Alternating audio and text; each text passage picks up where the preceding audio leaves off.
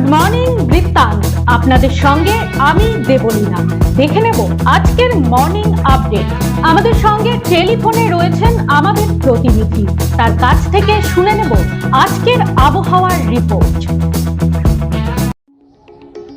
দেখো, উত্তরবঙ্গ কৃষি বিশ্ববিদ্যালয়ের আবহাওয়া দপ্তর যে বার্তা দিয়েছে তাতে কিন্তু আজ উত্তরবঙ্গের সর্বত্র আকাশ মূলত বিক্ষিপ্তভাবে কোথাও কোথাও মেঘলা থাকবে, তবে সামগ্রিকভাবে ভারী বৃষ্টিপাতের সম্ভাবনা নেই। পাশাপাশি দু একটি জায়গায় হালকা থেকে মাঝারি বৃষ্টি হতে পারে, এমনটাই পূর্বাভাস রয়েছে আবহাওয়া দপ্তরের। অন্যদিকে মাঝিয়ানের আবহাওয়া দপ্তর থেকে যেটা বলা হয়েছে, আজ কিন্তু উত্তরবঙ্গের দক্ষিণ দিনাজপুর মালদা জেলার ক্ষেত্রে সেখানে কিন্তু দিনের সর্বোচ্চ তাপমাত্রা 32 থেকে 33 ডিগ্রি সেন্টিগ্রেড, সর্বনিম্ন তাপমাত্রা 25 থেকে 26 ডিগ্রি সেন্টিগ্রেড এবং বাতাস কিন্তু সর্বোচ্চ 11 কিলোমিটার বেগে প্রতি ঘন্টায় বইতে পারে। অন্যদিকে বৃষ্টি আকাশ কিন্তু সামগ্রিকভাবে মেঘলা থাকবে এবং বৃষ্টিপাতের সম্ভাবনা কিন্তু দু একটা জায়গায় হালকা থেকে মাঝারি বৃষ্টি হতে পারে, তবে সেটা বিক্ষিপ্তভাবে। সামগ্রিকভাবে বাতাসের সর্বোচ্চ আপেক্ষিক আর্দ্রতার পরিমাণও প্রায় 89% কাছাকাছি থাকবে, এমনটাই জানিয়েছে আবহাওয়া দপ্তর। এক নজরে দেখে নেব গত 24 ঘন্টার দুরন্ত আপডেট। রাজ্যের বিভিন্ন বেসরকারি ব্লাড ব্যাংকের বিরুদ্ধে ওঠা গুরুতর অভিযোগের তদন্তে নামল স্বাস্থ্য দপ্তর। মঙ্গলবার দুপুর প্রায় 12টা নাগাদ রায়গঞ্জের পূর্ব কলেজ পাড়ার একটি বেসরকারি ব্লাড ব্যাংকে আচমকা অভিযান চালায় দপ্তরের বিশেষ দল। স্বাস্থ্য দপ্তর সূত্রে জানা গিয়েছে, রাজ্যের কয়েকটি বেসরকারি ব্লাড ব্যাংকের বিরুদ্ধে রক্তের লোহিত রক্তকণিকা ও প্লাজমা পৃথক করে ভিন রাজ্যে বেআইনিভাবে বিক্রির অভিযোগ উঠেছে। সেই অভিযোগের ভিত্তিতেই রাজ্য জুড়ে একযোগে এই বিশেষ অভিযান শুরু হয়েছে।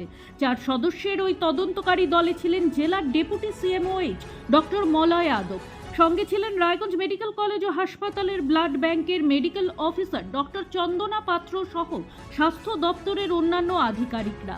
অভিযানের সময় ব্লাড ব্যাংকের নথি, রক্ত সংগ্রহ ও সংরক্ষণের প্রক্রিয়া, স্টক রেজিস্টার ও রক্ত সরবরাহের হিসেব খতিয়ে দেখেন আধিকারিকরা। রায়গঞ্জের পাশাপাশি রাজ্যের আরও কয়েকটি জেলার বেসরকারি ব্লাড ব্যাংকেও একই সময় তল্লাশি চালানো হয়েছে বলে দপ্তর সূত্রে খবর। অভিযোগ প্রমাণিত হলে কড়া ব্যবস্থা নেওয়া হবে বলে জানিয়েছেন স্বাস্থ্য দপ্তরের আধিকারিকরা। পুরো বিষয়টি তদন্তের পর বিস্তারিত রিপোর্ট রাজ্য স্বাস্থ্য ভবনে পাঠানো হবে। এই ঘটনায় রক্তদাতা ও রোগীদের মধ্যে উদ্বেগ ছড়িয়েছে। ব্লাড ব্যাংকগুলির স্বচ্ছতা নিয়েও প্রশ্ন উঠছে সাধারণ মানুষের মধ্যে। কেন্দ্রীয় শিক্ষামন্ত্রী ধর্মেন্দ্র প্রধানের পদত্যাগের দাবিকে ছাত্র যুব আন্দোলনের ঐতিহাসিক সাফল্য হিসেবে তুলে ধরে মঙ্গলবার বিকেলে রায়গঞ্জের ঘড়িমোড়ে পথসভার আয়োজন করল বামপন্থী ছাত্র সংগঠনগুলি। এসএফআই, এআইডিএসও, পিএসইউ সহ একাধিক ছাত্র সংগঠনের যৌথ উদ্যোগে এই কর্মসূচি অনুষ্ঠিত হয়। সভায় বক্তারা দাবি করেন, দেশ জুড়ে ছাত্র যুবদের আন্দোলনের ফলে শিক্ষানীতিকে কেন্দ্র করে জনমত তৈরি হয়েছে এবং সেই আন্দোলনের ধারাবাহিকতায় ধর্মেন্দ্র প্রধানের পদত্যাগের দাবি জোরালো হয়েছে। একই সঙ্গে আন্দোলনকারীদের বিরুদ্ধে দায়ের হওয়া সমস্ত মামলা প্রত্যাহার, এনটিএ বাতিল, জাতীয় শিক্ষানীতি 2020 প্রত্যাহার এবং সরকারি শিক্ষা ব্যবস্থাকে রক্ষার দাবিও তোলা হয়। এছাড়াও ছাত্র আন্দোলন দমনের উদ্দেশ্যে বিভিন্ন কঠোর আইনের অপব্যবহারের অভিযোগ তুলে তার বিরুদ্ধেও সরব হন বক্তারা। ভোটার তালিকায় বিচারাধীন বৈধ ভোটারদের নাম অবিলম্বে তালিকাভুক্ত করা, নয়া শ্রম কোড প্রত্যাহার করা, ক্ষেত মজুরদের মজুরি দৈনিক 700 টাকা করা, সারের কালোবাজারি বন্ধ করা সহ মোট 23 দফা দাবিতে হেমতাবাদ বিডিও অফিসে ডেপুটেশন জমা বামেদের। মঙ্গলবার দুপুরে হেমতাবাদের দলীয় কার্যালয়ের সামনে থেকে একটি মিছিল শুরু হয়ে হেমতাবাদ সদর এলাকা পরিক্রমা করে। পরে হেমতাবাদের বিডিও বিশ্বজিৎ দত্তকে ডেপুটেশন দেওয়া হয়। স্বপন ঘোষ, হান্নান আলী চৌধুরী, ওয়াজেদ হোসেন সরকার সহ অন্যান্য নেতৃত্বরা উপস্থিত ছিলেন এই কর্মসূচিতে। বিশ্ব প্রকৃতি সংরক্ষণ দিবস উপলক্ষে রায়গঞ্জের স্বেচ্ছাসেবী সংগঠন উড়ান রায়গঞ্জ সোশ্যাল ওয়েলফেয়ার ফাউন্ডেশনের উদ্যোগে মঙ্গলবার থেকে শুরু হলো 3 দিন ব্যাপী বৃক্ষরোপণ উৎসব। সংগঠনের পক্ষ থেকে জানানো হয়েছে, সঞ্জীবনী নামে এই কর্মসূচির আওতায় রায়গঞ্জ পৌর এলাকার বিভিন্ন স্থানে মোট 301টি গাছের চারা রোপণ করা হবে। সংগঠনের সম্পাদক শুভঙ্কর ঘোষ জানান, শুধুমাত্র গাছ লাগিয়েই দায়িত্ব শেষ নয়, প্রতিটি চারার নিয়মিত পরিচর্যা ও রক্ষণাবেক্ষণের দায়িত্ব সংগঠন গ্রহণ করেছে। এই কর্মসূচির জন্য রায়গঞ্জ পুরসভার প্রয়োজনীয় অনুমতি ও সহযোগিতা পাওয়া গেছে বলেও তিনি জানান। উদ্বোধনী অনুষ্ঠান অনুষ্ঠিত হয় 28 জুলাই দুপুর 12টায় রায়গঞ্জ বিশ্ববিদ্যালয় সংলগ্ন এলাকায়। অনুষ্ঠানে প্রধান অতিথি হিসেবে উপস্থিত ছিলেন রায়গঞ্জ বিশ্ববিদ্যালয়ের রেজিস্ট্রার ডক্টর দুর্লভ সরকার এবং রায়গঞ্জ বিশ্ববিদ্যালয়ের অধ্যাপক ডক্টর দেবাশিস বিশ্বাস। এছাড়াও বিভিন্ন সামাজিক সংগঠনের সদস্য, পরিবেশপ্রেমী ও বিশিষ্ট নাগরিকরা উপস্থিত ছিলেন। প্রতিদিনের প্রতি মুহূর্তের খবরের আপডেট পেতে চোখ রাখুন নিউজ বৃত্তান্তের ফেসবুক পেজে। সাবস্ক্রাইব করুন নিউজ বৃত্তান্ত ইউটিউব চ্যানেলকে।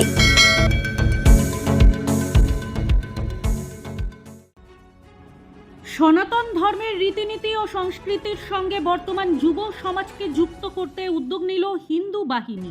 মঙ্গলবার রায়গঞ্জের হাসপাতাল মোড়ে অবস্থিত হনুমান মন্দিরে সংগঠনের তরফে প্রায় 500টি হনুমান চালিসা বিনামূল্যে বিলি করা হয়। হিন্দু বাহিনীর পশ্চিমবঙ্গ রাজ্য সভাপতি সৌরভ দাম জানান, আজকের প্রজন্ম যাতে নিজেদের শিকড় ও ঐতিহ্য সম্পর্কে সচেতন হয়, সেই লক্ষ্যেই এই কর্মসূচি। তিনি বলেন, আমাদের ধর্মগ্রন্থ, মন্ত্র ও সংস্কৃতি থেকে যুব সমাজ যেন দূরে সরে না যায়। গীতা পাঠ, হনুমান চালিসা পাঠের মাধ্যমে ভক্তি, শৃঙ্খলা ও দেশপ্রেমের বার্তা ছড়িয়ে দেওয়াই মূল উদ্দেশ্য। মন্দির চত্বরে সকাল থেকেই ভক্তদের ভিড় ছিল চোখে পড়ার মতো। সংগঠনের কর্মীরা উপস্থিত ভক্ত ও পথ চলতি মানুষদের মধ্যে চালিসা বিতরণ করেন। হিন্দু বাহিনীর নেতৃত্ব জানিয়েছে, আগামী দিনে জেলার বিভিন্ন মন্দির ও শিক্ষা প্রতিষ্ঠানেও একইভাবে ধর্মীয় পুস্তিকা বিলি ও পাঠচক্রের আয়োজন করা হবে। মঙ্গলবার শিলিগুড়ি শহরে বড়সড় অভিযান চালালো আয়কর দপ্তর। শহরের নিউ রামকৃষ্ণ সেবা সদন সহ একাধিক বেসরকারি হাসপাতাল, নার্সিংহোম ও চিকিৎসা কেন্দ্রে একযোগে তল্লাশি চালান আয়কর দপ্তরের আধিকারিকেরা। সকাল থেকেই শিলিগুড়ির বিভিন্ন প্রান্তে হানা দেন গোয়েন্দারা। অভিযানের আওতায় পড়ে নিউ রামকৃষ্ণ সেবা সদন। পাশাপাশি শহরের আরও কয়েকটি নামী বেসরকারি হাসপাতাল এবং চিকিৎসা প্রতিষ্ঠানে নথিপত্র খতিয়ে দেখা হয়। আয়কর দপ্তর সূত্রে জানা গেছে, এই অভিযানের মূল উদ্দেশ্য আর্থিক লেনদেনের স্বচ্ছতা যাচাই করা। হাসপাতাল এবং নার্সিং হোমগুলির আয় ব্যয়ের হিসাব, ব্যাংক লেনদেন, রোগীদের থেকে নেওয়া অর্থ এবং অন্যান্য নথিপত্র খুঁটিয়ে দেখেন তদন্তকারীরা। কোথাও হিসেবের গরমিল রয়েছে কিনা সেই বিষয়টিও নজরে রাখা হয়। সূত্রের খবর, অভিযানের সময় বিভিন্ন প্রতিষ্ঠানের কম্পিউটার, রেজিস্টার এবং গুরুত্বপূর্ণ নথি পরীক্ষা করা হয়। বেশ কয়েক ঘন্টা ধরে চলে এই প্রক্রিয়া। আয়কর দপ্তরের তরফে এখনো পর্যন্ত আনুষ্ঠানিকভাবে কিছু জানানো হয়নি, তবে আধিকারিকরা জানিয়েছেন, সংগৃহীত তথ্য যাচাইয়ের পর পরবর্তী পদক্ষেপ নেওয়া হবে। এই আকস্মিক অভিযানের জেরে শিলিগুড়ির স্বাস্থ্য মহলে চাঞ্চল্য ছড়িয়েছে। গুড মর্নিং বৃত্তান্ত আজ এই পর্যন্তই। ঘরে বাইরে খবরে থাকুন, চোখ রাখুন নিউজ বৃত্তান্তে। নিউজ বৃত্তান্ত, হলুদ নয়, স্বচ্ছ।